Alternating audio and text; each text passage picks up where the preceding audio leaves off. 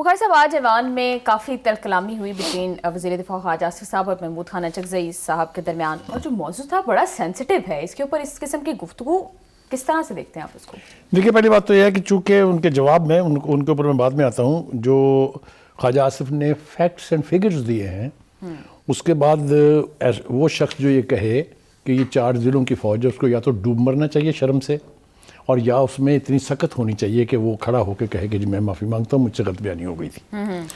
جیسا میں نے پہلے بھی حوالہ دیا کہ آج ہماری ملاقات بھی تھی ایک بہت ہی سینئر فوجی جنرل سے، اس نے بھی ہمیں اسپیسیفکلی پوری ڈیٹیل کے ساتھ یہ بتایا کہ یہ فوج نہ کسی ایک خاص پارٹی کی ہے، نہ کسی ایک خاص صوبے کی ہے، یہ فیڈریشن کی ایک فورس ہے جس کے اندر ہر قومیت کی نمائندگی موجود ہے، اور انہوں نے ہمیں پرسنٹیج دیکھ کے بتایا۔ پھر انہوں نے ہمیں یہ بھی بتایا کہ یہ جن 4 ضلعوں کی بات کرتے ہیں، اس کے کتنے لوگوں نے اب تک جا کے ان کی خاطر، ان کو تحفظ دینے کی خاطر اپنی جانوں کے نذرانے پیش کیے ہیں۔ ایک تو یہ ہے، میں اس پر زیادہ آگے نہیں جانا چاہتا کیونکہ مجھے خود اپنی زبان پر کنٹرول نہیں رہے گا۔ جی بخاری صاحب، خواجہ صاحب نے کیا کہا ہے وہ ذرا دیکھ لیتے ہیں، پھر آگے ڈسکشن کو کنٹینیو کریں گے۔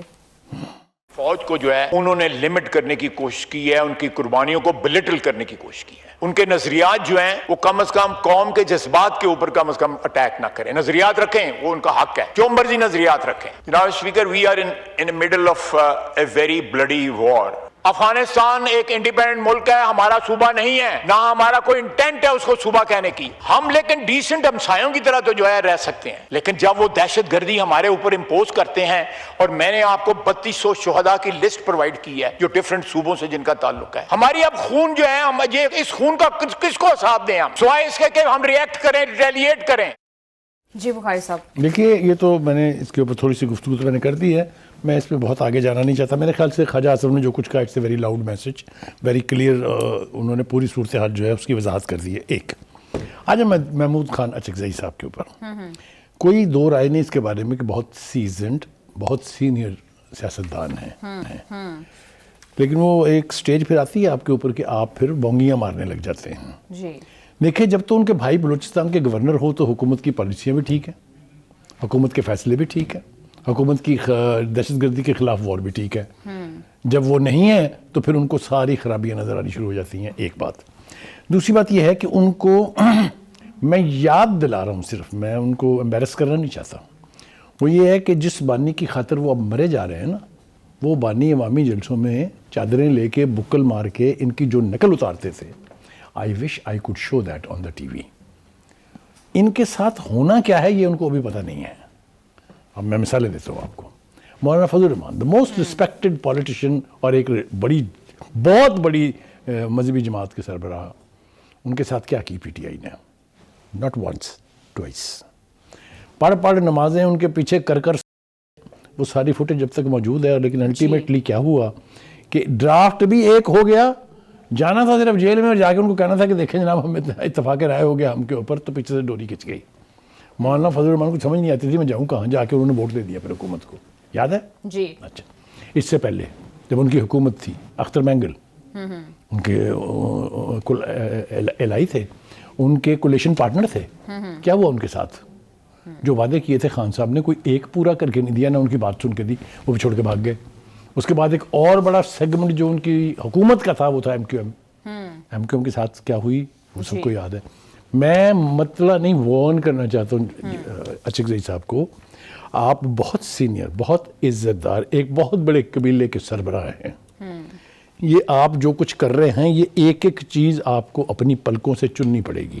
بالکل بخاری صاحب، جب کہ ہم دیکھتے ہیں یو این جیسے آرگنائزیشنز کے تھرو رپورٹس آتی ہیں کہ ٹی ڈی پی ایک دہشت گرد آرگنائزیشن ہے، افغانستان سے آپریٹ ہو رہی ہے، اس کے باوجود کیوں اتنا ابہام ہے ہماری پالیسیز کے اندر، ہمارے بیانیے کے اندر؟ دیکھیے، یہ پہلی دفعہ نہیں ہے۔ اچکزئی صاحب is not the first person. Javed Hashmi کا حشر یاد کریں، کتنے سینئر پولیٹیشین تھے، کیا ان کا سٹیٹس تھا نون لیگ میں، وہ چھوڑ کے ان کے ساتھ چلے گئے، پھر جس طرح وہ وہاں سے چھوڑ کے بے عزت ہو کے آئے ہیں یہ بھی ہمیں یاد ہے۔ فیصل واؤڈا، وہ سٹالورٹ سمجھا جاتا تھا پی ٹی آئی کا، نہیں غلط کہہ رہا ہوں، قریب ترین بندہ تھا وہ پی ٹی آئی کے، اس کا دیکھ لیں حال، عمران اسماعیل کا دیکھ لیں، فواد چودھری، میں نام لینے لگوں تو بے پناہ نام ہے۔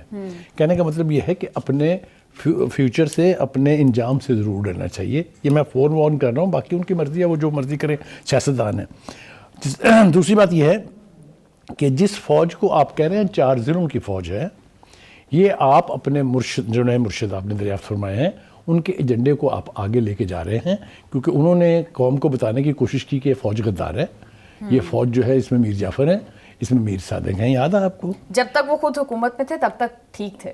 تو کہنے کا مطلب یہ ہے کہ آپ کے دل میں کہیں اگر بلوچستان کے جن حلقوں کے بارے میں محبت جاگی، جن لوگوں کے بارے میں محبت جاگی ہے، اس کو ذرا ایک طرف رکھ کے پاکستان کا بھی سوچ لیں، کیونکہ اگر ان کے اوپر چھوڑ دیں ہم، جو قوتیں وہاں اس وقت بلوچستان میں برسر پیکار ہیں حکومت کے عوام کے خلاف، تو وہ تو بلوچستان کو علیحدہ کرنا چاہتے ہیں. Is that you are part of that agenda?